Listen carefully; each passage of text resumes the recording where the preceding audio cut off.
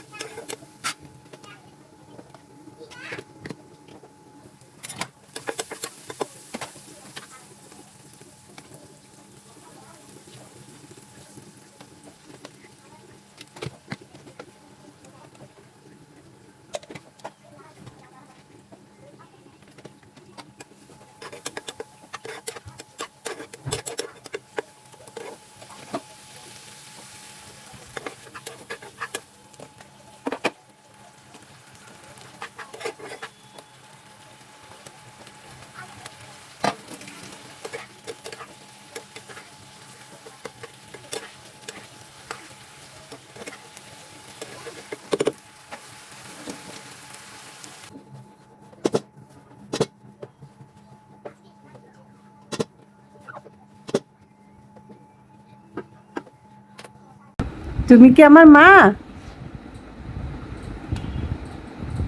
মা না? মা? মা? তোমার কি মন খারাপ আজকে? ভালো? ভালো না? তাহলে কি অবস্থা আজকে মনের? মনটা কি খুবই খারাপ? একটু কষ্ট কষ্ট?